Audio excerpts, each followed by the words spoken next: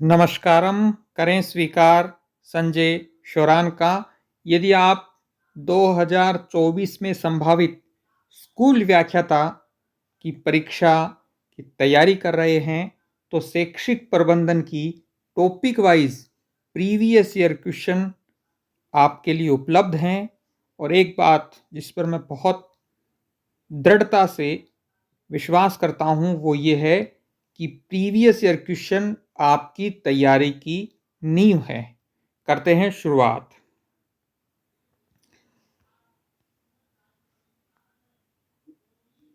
2011, 13, 16, 18, 20, 22 ये जो परीक्षाएं हुई हैं स्कूल व्याख्याता की, उनके सवालों को टॉपिक वाइज अरेंज करके आपके लिए लेके आए हैं। कौन सा एक शैक्षिक प्रबंधन का मुख्य तत्व नहीं है? जो ध्रुवीकरण है वो शैक्षिक प्रबंधन का मुख्य तत्व नहीं है, जबकि नियोजन, संगठन और समन्वय ये शैक्षिक प्रबंधन के मुख्य तत्व हैं। कौन सी प्रबंधन की विशेषता है? सवाल ये पूछा गया है कि कौन सी प्रबंधन की विशेषता है। आंसर है डी, अर्थात लक्ष्यपरक होता है। प्रबंधन हमेशा किसी न किसी लक्ष्य को केंद्रित होता है, अर्थात प्रबंधन का कोई न कोई टारगेट, कोई न कोई लक्ष्य होता है।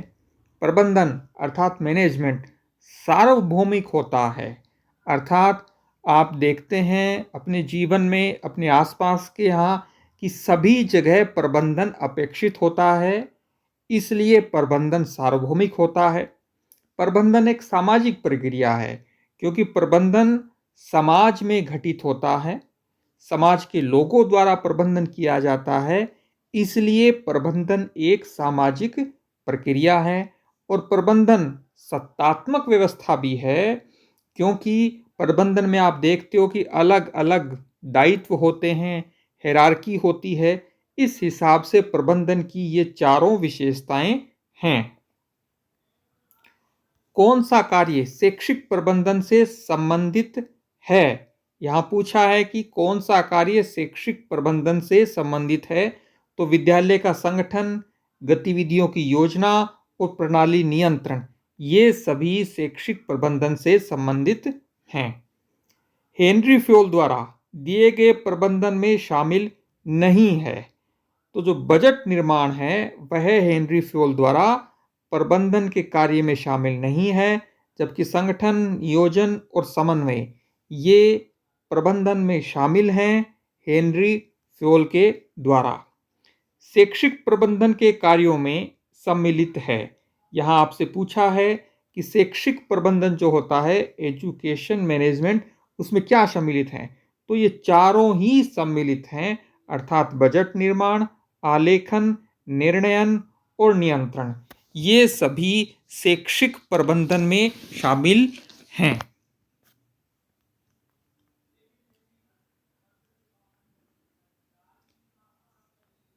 अगला क्वेश्चन, प्रबंधन की प्रकृति नहीं है। प्रबंधन कला है, सही बात है, सामाजिक जिम्मेदारी है, सार्वभौमिक प्रक्रिया है, लेकिन प्रबंधन भौतिक विज्ञान नहीं है, तो यह उत्तर हो जाएगा। शैक्षिक प्रबंधन एवं प्रशासन के लिए लूथर गुलिक द्वारा जो पोस्ट कोर्प दिया गया, इसमें डी का क्या अर्थ है? इस डी का अर्थ है डायरेक्टिंग, निर्देशन। हेनरी फ्योल द्वारा दिए गए प्रबंधन में समाहित नहीं है, ये क्वेश्चन रिपीट हो गया है। बजट निर्माण शामिल नहीं है। शैक्षिक प्रबंधन से संबंधित है एजुकेशन, विद्यालय का संगठन, ये भी क्वेश्चन रिपीट हुआ है 2018 में और 2022 में, ये भी है, तीनों है। शैक्षिक संस्थाओं की दीर्घकालीन निर्णय योजना का सर्वाधिक प्रभावी उपागम निम्न पर आधारित होना चाहिए। ये आपके पास 6 विकल्प हैं कि कौन कौन सा होना चाहिए। देखिए, स्पष्ट और साझा दृष्टि होनी चाहिए, उपयुक्त प्रक्रिया का उपयोग होना चाहिए, परिणामों पर बल देना चाहिए और परिपक्व टीम का उपयोग भी करना चाहिए। इसका मतलब 2 और 4 ये नहीं है। देखते हैं किस विकल्प में नहीं है 2 और 4। इस विकल्प में 2 भी नहीं है और 4 भी नहीं है। वार्षिक प्रक्रिया के लिए शैक्षिक सूचना प्रणाली प्रबंधन का सही चक्र आपसे पूछा गया है कि कौन सा सही चक्र है। आंसर डी जो है, आंकड़ों का एकत्रीकरण, आंकड़ों की प्रक्रिया, आंकड़ों का विश्लेषण और आंकड़ों का लेखन, यह शैक्षिक सूचना प्रणाली प्रबंधन का सही चक्र है। पोस्टकॉर्प सूत्र किसने दिया? हेनरी फेयोल और लूथर गुलिक और उर्विक ने। ये क्या दिया? पोस्टकॉर्प का जो सूत्र है वह लूथर गुलिक और उर्विक ने दिया था। कौन सा एक सही है? शिक्षा प्रबंधन अध्यापकों के उन प्रयासों के मॉनिटरिंग की एक प्रक्रिया है जिसके द्वारा वे अपने विद्यार्थियों को इस योग्य बना सकें। किस योग्य बना सकें? देश के उपयोगी नागरिक बना सकें। इस संदर्भ की बात हो रही है। शैक्षिक निरीक्षण और पर्यवेक्षण, कौन सी शैक्षिक निरीक्षण की विशेषता नहीं है? जब एजुकेशनल ऑब्जर्वेशन होता है तो उसकी विशेषता नहीं है, मैत्रीपूर्ण होना चाहिए, प्रजातांत्रिक। साहब ये तो है। अगला विकल्प देखते हैं कौन सा नहीं है। औपचारिक मात्र, ये नहीं है साहब। जबकि शिक्षण अधिगम प्रक्रिया में सुधार करना, संपूर्ण शैक्षिक संरचना का विकास करना, ये सब शामिल हैं। अब है शैक्षिक प्रबंधन में नेतृत्व शैलियां। एक अच्छे नेतृत्व की विशेषता नहीं है, ये पूछा है। आप सवाल पढ़ते समय इसका जरूर ध्यान रखें कि है या नहीं है, किसका उल्लेख किया गया है। देखिए, नेतृत्व कभी भी नियंत्रणकारी और वो भी उच्च प्रत्ययकारी नहीं होता है। आंसर तो ये है। जबकि बाकी जो 3 हैं वो नेतृत्व की विशेषता में शामिल है, लेकिन नेतृत्व उच्च नियंत्रणकारी और प्रत्ययकारी नहीं होता है। नेतृत्व को प्रभावित करने वाले कारक, मतलब नेतृत्व को कौन कौन से कारक, लीडरशिप को कौन कौन से कारक प्रभावित करते हैं? नेता का व्यक्तित्व, समूह सदस्यों का, ये 4 विकल्प आपको दिए गए हैं और चारों ही नेतृत्व को प्रभावित करते हैं। नेता की जो पर्सनैलिटी है उसी से नेतृत्व तय होगा। समूह सदस्यों का व्यक्तित्व, क्योंकि समूह सदस्यों का ही नेतृत्व किया जाएगा नेता के द्वारा और उनका व्यक्तित्व भी नेतृत्व की प्रभावित करेगा। कार्य की प्रकृति, अर्थात जो वर्क किया जाना है वो किस प्रकार का है, उसका नेचर कैसा है, यह भी नेतृत्व को प्रभावित करेगा। और परिवेश अर्थात वातावरण किस प्रकार का है, यह भी नेतृत्व को प्रभावित करता है। प्रजातांत्रिक नेतृत्व की विशेषता नहीं है। अब देखिए, यहां पूछा है कि प्रजातांत्रिक नेतृत्व की विशेषता नहीं है। यह परोपकारी उद्देश्य तथा बिना किसी पुरस्कार की लालसा से शासित होता है। सही बात है। अन्य व्यक्तियों का कल्याण प्रजातांत्रिक नेतृत्व की विशेषता है। सही है। प्रजातांत्रिक नेता अप्रत्यक्ष सलाह एवं स्वयं उदाहरण प्रस्तुत करके निर्णयों को निष्पादित कर कार्यों को सुनिश्चित करता है। ये भी है, लेकिन ये जो है वह प्रजातांत्रिक नेतृत्व की विशेषता नहीं है, इसलिए आंसर हो जाएगा सी। अगला जो टॉपिक है वो है राजस्थान राज्य शैक्षिक अनुसंधान एवं प्रशिक्षण परिषद, RSCERT। इससे पहले यदि आप टेलीग्राम से जुड़े हुए हैं तो ये हमारे टेलीग्राम चैनल हैं। RPSC फर्स्ट ग्रेड से संबंधित फ्री वॉइस क्लास प्रतिदिन सुबह यहाँ अपलोड होती है।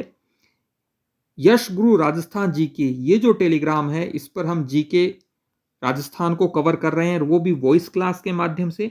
वॉइस क्लास का मतलब ये हुआ कि केवल आप इस टेलीग्राम चैनल को ज्वाइन करेंगे तो वहां आपको वॉइस मिलेगी मेरी, और हम यहाँ पर राजस्थान के दुर्ग को कवर कर रहे हैं।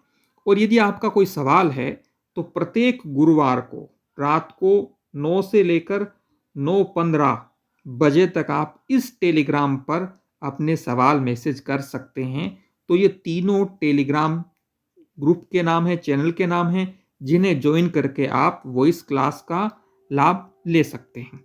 बात आरएससीईआरटी की। आरएससीईआरटी का कौन सा अनुभाग डाइट फैकल्टी के लिए सेवारत प्रशिक्षण कार्यक्रम का आयोजन करता है? जवाब है शिक्षक शिक्षा अनुभाग। आरएससीईआरटी का विस्तारित रूप क्या है? ये पूछा गया है आपसे। Rajasthan state council of research and training, ये आरएससीईआरटी का पूर्ण रूप या विस्तारित रूप है। राजस्थान राज्य शैक्षिक अनुसंधान एवं प्रशिक्षण परिषद, जो अब आरएससीईआरटी के नाम से जाना जाता है, इसकी स्थापना कब हुई थी? 11 नवंबर 1978, 11/11/78 को हुई थी स्थापना। कौन से दिन व माह एवं वर्ष को एसआईईआरटी का पुनर्गठन हुआ आरएससीईआरटी के रूप में? तो वो था 14 अगस्त 2018। राजस्थान में विद्यालय एवं अध्यापक शिक्षा की योजना के निर्माण, क्रियान्वयन व मूल्यांकन के लिए सर्वोच्च संगठन कौन सा? विद्यालय एवं अध्यापक शिक्षा की योजना, निर्माण, क्रियान्वयन, मूल्यांकन के लिए सर्वोच्च शैक्षिक संगठन पूछा है। और जो शैक्षिक संगठन होगा वो होगा, ये जो विकल्प है एसआईईआरटी, जो आरएससीईआरटी वर्तमान के रूप में हो गया। पहले 2018 में ये सवाल पूछा गया है, तब यही नाम था, इसलिए विकल्प में आपको यही दिखाई दे रहा है। अगला क्वेश्चन, ये डाइट रैंकिंग 2017 के अनुसार कौन सा डाइट प्रथम था? ये नागौर। किस समिति की अनुशंसा के आधार पर एसआईईआरटी उदयपुर की स्थापना हुई? मेहरोत्रा समिति। एसआईईआरटी उदयपुर में कौन सा नहीं है?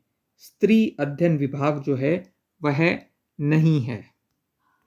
राजस्थान माध्यमिक शिक्षा बोर्ड के सदस्यों का कार्यकाल 3 वर्ष का होता है।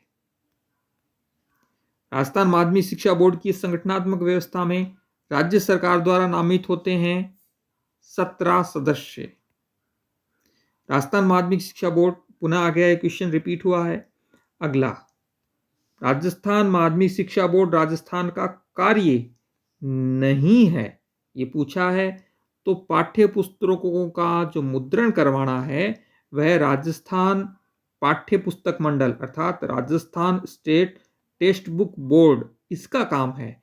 यह काम माध्यमिक शिक्षा बोर्ड का नहीं है। जबकि माध्यमिक व उच्च माध्यमिक कक्षाओं की वार्षिक परीक्षा का आयोजन, कक्षा 9 से 12 के लिए पाठ्य पुस्तक प्रदान करना, विद्यालयों को मान्यता व उनका निरीक्षण करना, ये सभी जो हैं वो कार्य हैं, लेकिन मुद्रण करना कार्य नहीं है। उच्च अध्ययन शिक्षा संस्थान किन 2 जिलों में स्थित है? अजमेर और बीकानेर में है उच्च अध्ययन शिक्षा संस्थान IASE। IASE, CTE सभी जिलों की डाइट को शैक्षिक मार्गदर्शन व संबल प्रदान करने हेतु राज्य की नोडल एजेंसी कौन सी है? ये वर्तमान में इसका क्या नाम हो गया? RSCERT। अगला क्वेश्चन डाइट का है, इसका उद्देश्य नहीं है। डाइट का उद्देश्य क्या नहीं है? देखिए, जो स्कूलों में दीक्षा राइज कार्यक्रम का संचालन करना है, यह डाइट का उद्देश्य नहीं है, तो जवाब तो ये हो जाएगा। लेकिन बाकी जो 3 विकल्प हैं वो डाइट के उद्देश्य हैं। प्रारंभिक शिक्षा के सेवारत शिक्षकों के प्रशिक्षण का आयोजन करना, क्रियात्मक अनुसंधान कार्यक्रम संचालित करना, शैक्षिक प्रौद्योगिकी और कार्य अनुभव के लिए कार्य करना, ये सब कुछ जो है वो डाइट के कार्य हैं। अगला क्वेश्चन, कितनी डाइट हैं? 2022 का सवाल था, तब डाइट थी 33। अब नए जिले बन गए हैं तो डाइट की संख्या भी बढ़ जाएगी, तब आपको अपडेट करवा दिया जाएगा। राजस्थान के 14 जिलों में प्रथम चरण के अंतर्गत डाइट की स्थापना जो है वह कब हुई थी? जून 1995 में 14 जिलों में प्रथम चरण के रूप में डाइट की स्थापना हुई थी। राजस्थान स्टेट ओपन स्कूल की स्थापना कब हुई? 2005 में। एक ही सवाल पूछा क्योंकि पिछली बार ये जुड़ा था। राजस्थान राज्य पाठ्य पुस्तक मंडल कौन सी कक्षाओं के लिए पाठ्य पुस्तकों का मुद्रण और वितरण करता है? कक्षा 1 से 12 तक। ये क्वेश्चन जो है ये डिलीट कर दिया गया था, स्टार आप देख पा रहे हैं। स्कूल व्याख्याता के लिए हमने बहुत मेहनत के साथ टॉपिक वाइज 25 मॉक टेस्ट आपके लिए उपलब्ध करवाए हैं, जिसमें शैक्षिक प्रबंधन का जो संपूर्ण पाठ्यक्रम है वो कवर होगा। ये स्कूल व्याख्याता 2024 से संबंधित है, जिसमें 1000 से अधिक सवाल होंगे, व्याख्यात्मक होंगे, सवालों के नीचे व्याख्या रहेगी और हमने इसमें ये कोशिश की है कि अधिकतम अध्ययन सामग्री जो है जो परीक्षा से संबंधित है वो आपको इस टेस्ट सीरीज में उपलब्ध करवा दी जाए। गुरुवार 19 अक्टूबर को पहला टेस्ट है जो PYQ से होगा और 22 अक्टूबर को भी जो टेस्ट होना है रविवार को वो भी PYQ से होगा और उसके बाद जो है वो टॉपिक वाइज टेस्ट होंगे। यहाँ आप देख सकते हैं ये टाइम टेबल है टेस्ट सीरीज का। यश गुरु ऐप को आप प्ले स्टोर से डाउनलोड करके इसमें शामिल हो सकते हैं। टॉपिक वाइज हैं। अब 26 अक्टूबर जो गुरुवार को टेस्ट होगा वो BSc आर्ट्स से होगा। उसके पश्चात 29 अक्टूबर को पाठ्य पुस्तक मंडल का, 2 नवंबर को खुला विद्यालय का। इस प्रकार से ये टेस्ट जो हैं वो रहेंगे। टॉपिक वाइज जो टेस्ट हैं वो 18 तक रहेंगे। उसके बाद संपूर्ण पाठ्यक्रम का जो है वो टेस्ट होगा। और ये जो PDF आप देख पा रहे हैं यहाँ, जिसको हमने आज कुछ क्वेश्चनों को देखा, यह PDF डाउनलोड और प्रिंट के लिए हमने शैक्षिक प्रबंधन की जो टेस्ट सीरीज है उसमें अपलोड कर दी है। आपका कोई सवाल हो तो आप कमेंट कर सकते हैं। धन्यवाद।